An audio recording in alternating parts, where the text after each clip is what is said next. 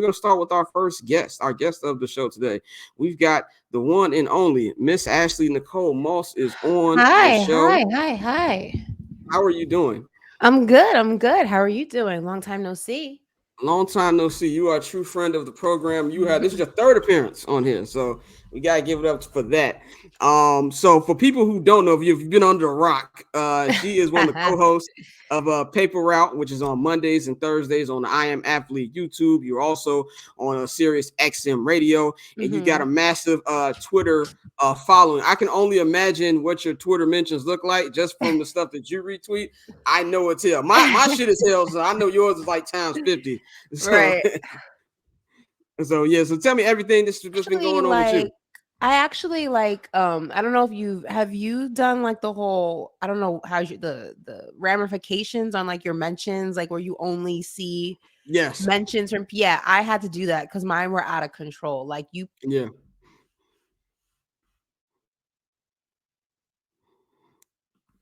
Let's see, we got technical difficulty here. Everything. Oh, there we go. There so we go. yeah, I just had to make sure we put some parameters in place so I don't Yeah. see every comment that comes my way. But I think with Twitter, I've gotten better at it as I've gotten older. Like, back in the day, I was quick Yeah. for a pop off. Like Exactly. now it's just kind of like maybe you'll get one or two pop offs from me and then I'm moving on with my day. I don't got time to be going back and forth with you all day. I'm not gonna do it. Exactly. So It's like you yeah. got better shit to do. Like I feel like in the last year, really last couple months, mine has been like ticking up, and it's to the point Mm, where it's like it's annoying as hell, and really even more on our Bears podcast. I don't even look at those mentions no more. Like everybody be trying to tell me like, well, he didn't really. Justin did this. I'm like, motherfucker, I'm at the game. Like, how right, you gonna tell me? I'm looking at it. So you're right. right. You just gotta phase that stuff out. But thank you for joining me. Of Let's just course. get right into it. We all know that you're a diehard Dallas Cowboys fan. Uh, Mm-hmm. I cannot talk about how rough it is for y'all because it's way rough for me right now. We're not talking about me. How do you feel about everything that's been going on with the Cowboys this season? I know you've been very vocal about the heat that Dak Prescott has been going through. Tell me what you feel about everything going through with the Cowboys. You know, it, it's definitely not what I anticipated this season to look like, at least in the first 5 weeks. I always knew there was going to be some growing pains. My dog's going crazy right now. He doesn't like the Cowboys conversation. I always knew there were going to be some growing pains, with the offense. The defense was always going to be the most reliable part of this entire organization. But the offense and the lack of identity is something that I did not anticipate. I mean, the Cowboys, for better or for worse, you always knew what you were going to get offensively. It was a run heavy offense. That was the identity. That's why they put so much money into that offensive line. That's why they've always paid their running backs so well, because that is who they are. I don't know who this offense is. And I think that's the biggest question mark. I know everybody will focus on Dak and things like that, but I think that the biggest question mark is, who is this offense? What is Mike McCarthy doing with this offense? And I know people will say, well, you shouldn't have gotten Cooper, stop it. You shouldn't have gotten rid of Kellen Moore because you guys were number one when Kellen Moore was there. Right. But I think people also ignoring the fact we also had Amari Cooper. We Yeah. had Ezekiel Elliott, who was still very much in his prime. It's been a lot of growing pains. So I'm very confused on what this Dallas Cowboy team is. Yeah, I think just looking from an outsider's perspective, I know a lot of Cowboy fans, a lot of them, and I feel like there's always, as a Bulls fan, I feel like there's a comparison. Like Cowboy fans are way more annoying than Bulls fans, but like we both have like that era in the '90s that I feel like to the main public, like we still looking at. Like if I see another Bulls highlight and I see Jordan, I'm tired of it. And I love Mike, but it's just enough. And it's kind of like the same thing with the Cowboys. It's like we keep thinking about them as Michael Irvin and Troy Aikman, Emmett, and all those guys. What do you think that the Cowboys can do this year? Because yeah, they got their ass whooped by the Niners, but I still think it'll be a good season for them. What can Dak do and just this offense in general to be able to get over that hump and just perform even just halfway decent so that their defense can be able to get them in Right. win position? You know what it is? I think that Mike McCarthy just needs to go ahead and figure out what the identity of this offense is and allow Dak to exist in that. I think you're asking him to do so many different things, and so many of those things are just not conducive to the type of player that he is. I think one of my knocks to Kellen Moore when he was there was that he was calling plays, I feel like, for the Dak pre-injury, and quarterbacks change their mentality. They change the way that they play the game, the tenacity in which they play the game, especially after a major injury like Dak went through. So how do you go ahead and highlight who he is, what he does well? Because I know the great thing and the fun thing is to go ahead and bash Dak Prescott, bash the Dallas Cowboys. That's what's popular. That's what's cool. That's what gets the clicks. But Dak Prescott is a good quarterback. Like, I know people like to go ahead and make the jokes, but he is a good quarterback. The first few years of his career were not a fluke.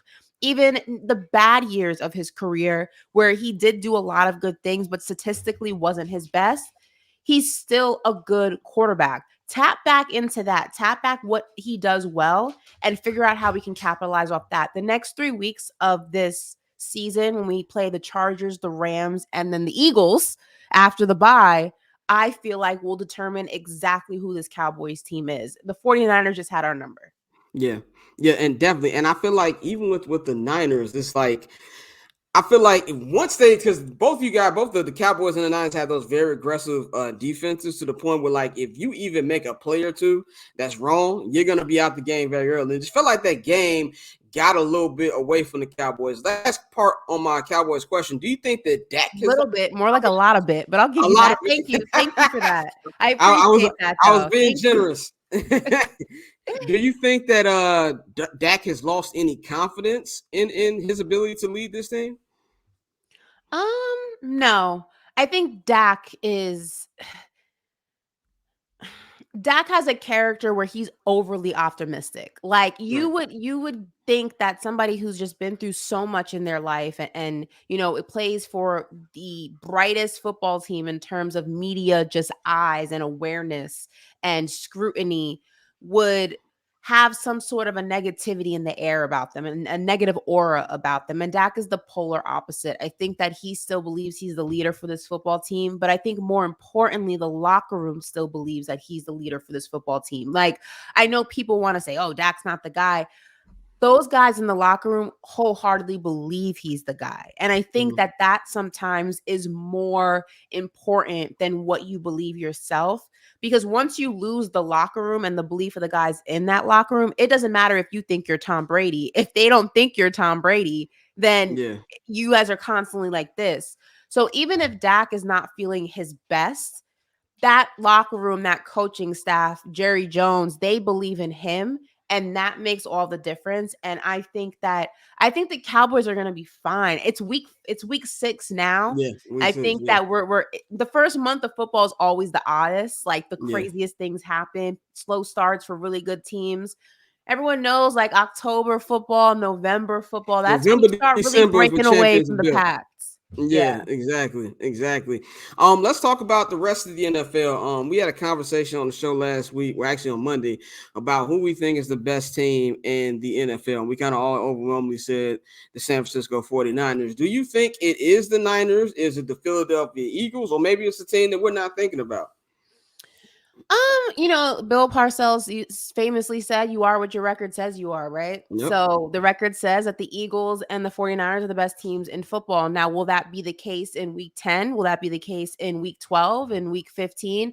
I don't know, but right now they're the best team in football. I think obviously you can't ignore a team like the Chiefs, even though the games that they've been playing and how they've been playing is not, what you think when you think it's of called Matt Nagy.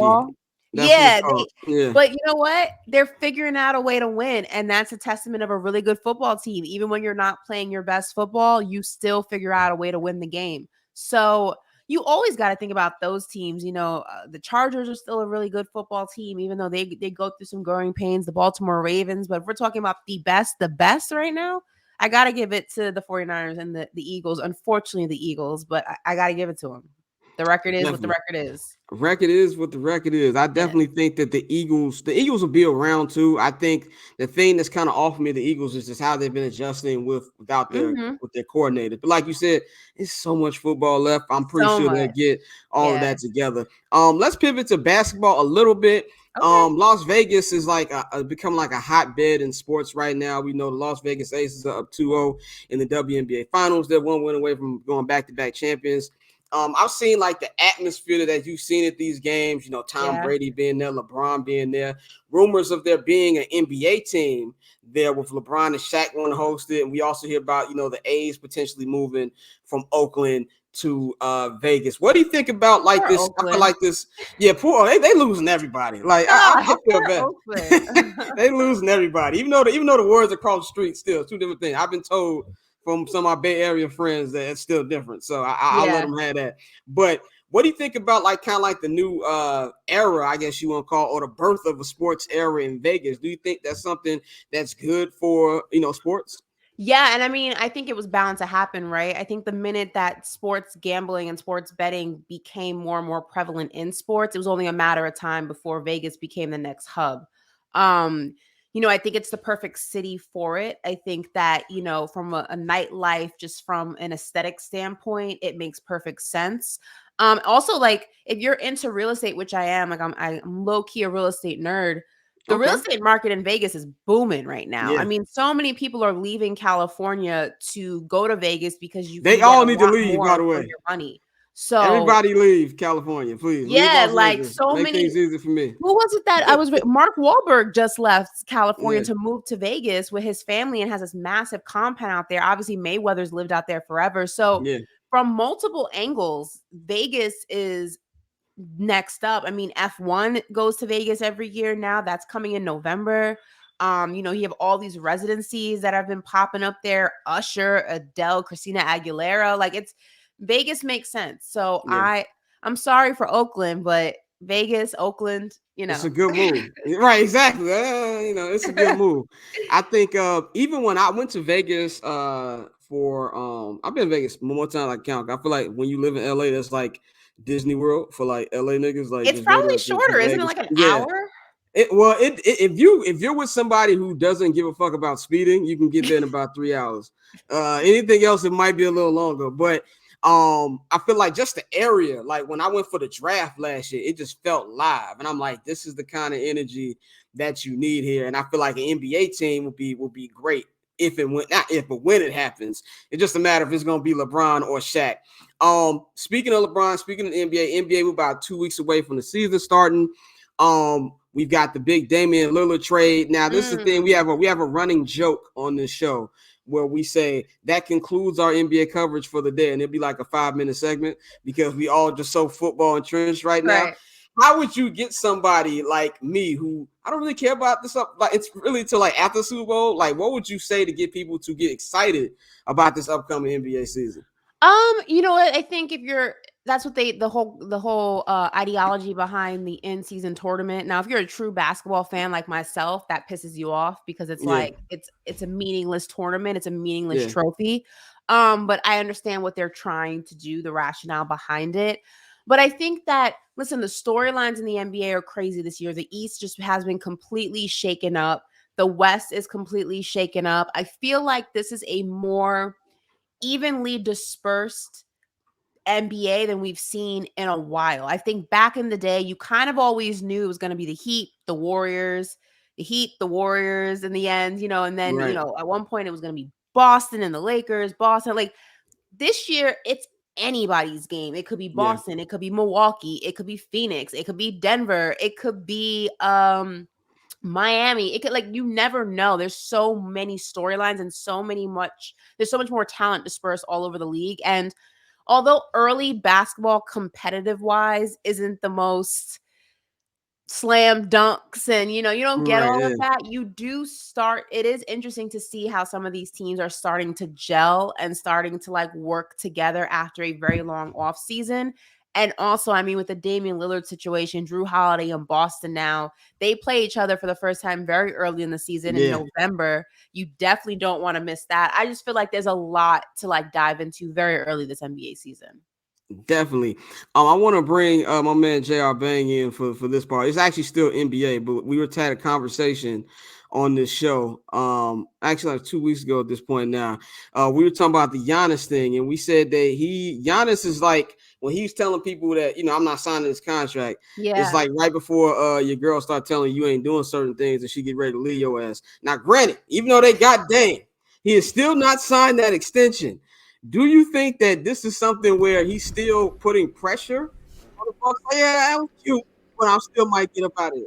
Mm, yes and no. I think Giannis plays chess, not checkers, and you got to give him credit. He does it when it comes to getting his brothers on the roster. He did it when it came to getting Drew Holiday on the roster.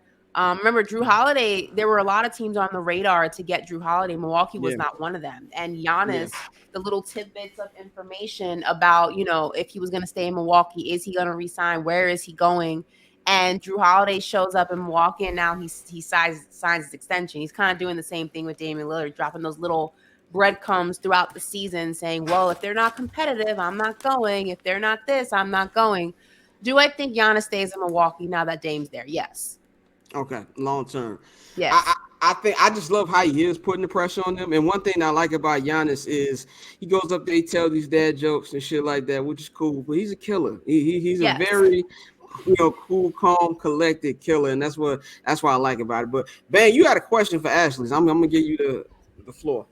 I don't want to go back to this Cowboys thing, right? Of Okay. course Yeah. you Oh yeah, I do. forgot. Yeah. Because I did not know you was a Cowboys fan. And like Scott said, us Bears fans can't complain Yeah. about anything that's going on. So, but my question to you was talking a lot about Dak and everything and how you believe in him.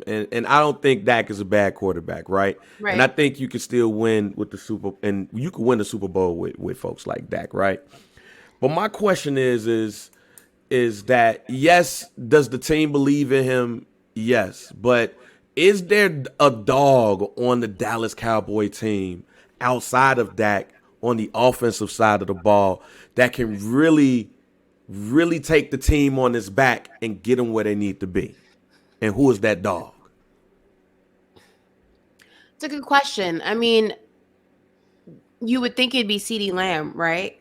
So the issue with that is the question mark about CeeDee Lamb is still there because he's not fed the ball enough to make that determination, right? In order to know if a wide receiver, and I heard what Richard Sherman said, about him, that he's overrated if he's a wide receiver number one. I don't believe that. I don't think you can name 10 wide receivers in the NFL better than CeeDee Lamb. I believe he 100% is in the top 10. The issue is that you don't know if he's wide receiver one for the Dallas Cowboys Or because you somebody else. haven't been Yeah. able to see that in real time. You're just going off of his stats, his ability, what you see when he does get it. But that's drastically different than being wide receiver for a particular team. I think that it's concerning that he doesn't know the identity of the offense. Jerry Jones, when asked if he should be getting more touches, he being CD, says, "I don't know. I don't think so." There's a disconnect, and it's making it look like he can't exist without Amari Cooper, and I don't think that's the case. I just think that you haven't put him in the same situation. You haven't given him the same responsibility that you once gave Amari Cooper, and that's how everybody realized, okay, Cooper is wide receiver one of the Dallas Cowboys. Until you give CD that same responsibility, it's hard to make that determination. All right, cool. And really, what I really wanted to ask you before I found out this Cowboy stuff, and Uh-oh. I'm still looking at you like, Don't look at me but too crazy. You a Bears fan. We can go in if you want. look, Okay. hey, Okay. Let's you keep know it what? cute today. All right. We're gonna keep it cute because we had the number one pick in the draft. We've been her for a while, so you Yes, we won. have. But Yes, we have. with the being underneath the I Am Athlete family, Right. with former Bear Brandon Marshall and everything, like Uh-huh. I believe that you have been given a fresh outlook on sports, especially in the independent platform. Like what we're on right now, Right. what you all doing. There's a lot of independent platforms that's coming out here that's telling their story of what they believe is sports like. But what are some of the things that you feel like are positive about that, and some of the things that you feel like that has been negative about that? Because you were talking about Twitter earlier and how, Right. especially now with verified and not being verified, how that's been going on with how Yeah. my man has done everything. Right. Like, how hard has it been to be an independent brand out there to really deliver the news and sports in a way that is beneficial for the audience and give them the real? I think to answer the negative first, the obvious is, the lack of exposure that linear gets, right? You know, we can talk a lot of crap about ESPN and ABC and NBC and all those places, but the eyeballs that these channels get are still significantly higher than, you know, independent channels. Yeah, you know, when talking about like a Pat McAfee on YouTube, that's an anomaly. You know, that usually is not the case for, you know, most web content. So you're competing against that. I think that's the biggest negative, you know, and also, you know, getting from a business standpoint, I'm not in the business aspect of it, but just in conversations that I've had with people who are, obviously Brandon being in it, you know, it's the investors, it's the you know, getting the money, getting the revenue, getting the backing. Like, I think that linear kind of takes for granted because TV is still TV. But on the positive, I think that because so many people are now shying away from linear and traditional media and finding that their voice has more power when it comes from a channel that's more relevant to who they're actually trying to speak to. There's power in that. And there's no secret and there's no, you know, it's not a coincidence that athletes are getting on this wave. You have the Paul George podcast, you have Gil's Arena, you know, you have Micah Parsons with his Bleacher Report podcast, you have Tyreek Hill. I mean, the list goes on because the power is being able to tell your own story how you want to tell it and not being having to fit into a box. And that relatability factor, I feel like, is the biggest difference maker between the independent route and the linear route, because you don't have to sugarcoat anything. And 9 times out of 10, people don't, it's sports entertainment. Like, let's be honest, we're not solving the global warming crisis. Exactly. You know what I mean? Right, Like, yeah. we're not solving world hunger. We're talking about sports. It's so trivial in the grand scheme of what goes on in life that it's become weird that it's being treated so seriously and so stuffy and so uncool. And I think that the younger generation has realized we want cool sports content. Like, I don't want to see people in suits and turtlenecks running down football highlights. Like, that's not fun for me. Exactly. And that's where new media is running away with this whole media thing. And I am a firm believer in probably the next 5 to 10 years, linear will just either have to adjust or they'll be obsolete. Yeah, they're gonna have to be bought by Gojo if that's a successful for everybody out there. Hey man, I just wanted to be one of those guys that had the very bad lining with a suit doing NFL today. Very Man, bad. like, nah, fam. If y'all like, I don't know who be the people that be doing folks' hair and shit in sports, but like, folks be having terrible liners, especially like the black guys. Like, Yeah. I love TJ, you know what I'm saying, Tom Jackson, but Tom Jackson had the worst lining in sports history on ESPN. That's why people appreciated Jalen Rose. His lineup was always sharp. Exactly. Always fresh. Exactly. Always fresh. I don't think I think, like, you know, TV needs to understand it's more about the swag when it comes to us that makes us look at these athletes and everything as opposed to, you know, anything else. 2 questions before I have you dip. Brandon be saying some wild shit on the show. He does. When By the way, not to cut you off, man. Go Not to ahead. cut you off. When you get a chance, tell him he's my favorite Bear of all time. By the I way, will. I am a diehard Brandon Brandon? Marshall fan. Yes. You know who was our receivers when we got Brandon Marshall? Man, I gave you the whole list. I mean, David Terrell. I'm not Marcus mad at. Booker. I'm not mad at it, but damn, like, out of Yeah, everybody, like, no Well, it was- linebacker. No, I used It to was play Brian linebacker, so Urlacher. that's what. It was Brian Urlacher before I found out he didn't like black people. But that's a whole different discussion. So yeah, it's Brandon Marshall. But my question was, like, everybody be saying some wild shit. Like, I got a chance to talk to Pac-Man while he was on there. Yeah. When Shady was talking shit about Justin Fields and you know all of that stuff. Like, so what is the wildest take from one of the guys on the show that you was like, oh no, hell no, That I was there for? that you was there for? Oh, it has to be Brandon Marshall trying to tell me during the NBA season that depth does not matter. That you could win that was an the wild NBA thing. championship. Okay, yeah, because you went hard on that one. Yeah, you went hard on that one, and I was Because like, you know what it was? You know, Stack was there on the show at the time, and I was dumbfounded the first time he said it, but then he doubled down like the next day. And this was even after the Suns had lost. And I was just like, how can you really sit there after what you just saw and say that you only need 2 people to win an NBA championship. And the rationale and just the examples, which were poor examples that he was giving, were just insane to me. Like the will of an athlete, and all you have to do is hit all your 3-point shots. And I'm just like, you're asking for a lot of things to work in the favor of 2 guys to make this. It was one thing about Brandon, though. I mean, he'll stand 10 toes down even if he's wrong. Like, and he be wrong. So it's like that's why I'm shocked he's Scott's favorite bear, because he was wrong a lot, you know. Yeah, but what's one thing you know about me in a decade, that if sometimes I know I'm wrong, I'm gonna double down. I don't give a fuck. Like, so that's the one thing I got in common. I could be mid conversation, know I'm wrong. I'm gonna double down. I know. I believe me. I know. You remember the infamous argument with the guys where Brandon was screaming at the top of his lungs that NBA contracts aren't good? Oh, yeah. It was like, yo, fam, you tweaking. Like, you know, your shirt's getting sweaty, your underarms getting wet, fam. Like, just sit down and chill. All right, before I let you go, this is for my man Mike B. All right, I do a podcast called Some Dude. Scott, we got to talk too.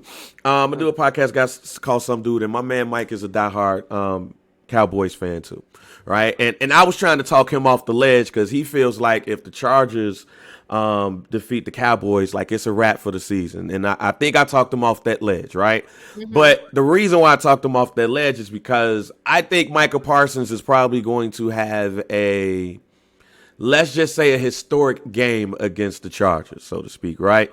Because I think he got a lot of flack about the it's personal thing, when to me, every football game should be personal. The Dallas Cowboys lost to the 49ers these last couple of times, fam. You should have been ready to bash somebody's head in. So over under on sacks at 4. How many do we get over or do we get under? Oh, I'm going over for sure. Yeah, what? I'm going over for sure. Micah's going to eat on Monday. I'll tell you that much. Like, for a multitude of reasons. I just think that he's mad disrespected. He feels mad disrespected by George Kittle. I think he feels mad disrespected just about the outcome of that game. I think he's tired of these old heads disrespecting these young guys. And I also just feel like this is the Kellen Moore revenge game. You know what I mean? Like, Kellen Moore's on the other side of that situation, and you can't lose to a former Cowboy. You know, you gotta have some pride. Like, so I think Mike is gonna eat on Monday. It's gonna be a good game. I'm just letting y'all know, hot take. I think he matching Khalil Mack's game. 6. I think I'm going 6. I think with everything that happened this week. And that's one of the reasons why I asked you about that dog question, because I know we got one on the defensive side. Like that, like 11 is a killer. But I think it's the show out time. It's Monday Night Football. It's Justin Herbert. You got the former Cowboys offensive coordinator on the sidelines just looking to try to get his revenge. Right. I think, though, this is going to be the Micah Parsons game that we talk about, because I'll say this, I think the dude is a top 5 player in the NFL. And I do hate, as a former defensive player, I do hate when you hear people say there's no chance. You doing what my brother doing now. We want to play the coach music. It gets on my nerves when you hear people say that a defensive player can't be MVP, fam. So I think he's going to have the Lawrence Taylor cocaine game. He's going to go ahead and get that line run out. Boom. And it's going to be nuts, fam. So that's my spiel. I hope you get that 6. If we get that 6, you heard it right here. Cocaine. It's the LT cocaine game, fam. Allegedly LT take a line, come out there and kill everybody on the field, fam. So only thing he ain't gonna do is break a leg. The views and thoughts of J.R. Band do not reflect the Barbershop Network. As always. Don't do drugs, kids. Don't do drugs. But don't do drugs. Don't do drugs. But just go look up Lawrence Taylor. You'll understand what I'm talking about. I interviewed LT, so I can gauge it. There you go. Allegedly. That was the nice Hollywood flex. So everybody, Bang can stop throwing that on me. Every time I say this Hollywood nigga. But anyway, Ashley, we appreciate you for coming on as usual. Let everybody know where they can get in tune with you. I know you're doing a lot of stuff. I seen you with the Tommy Hilfiger thing. You know, shout out to you on that. Oh, that's dope. Let them know where they can get in tune with you.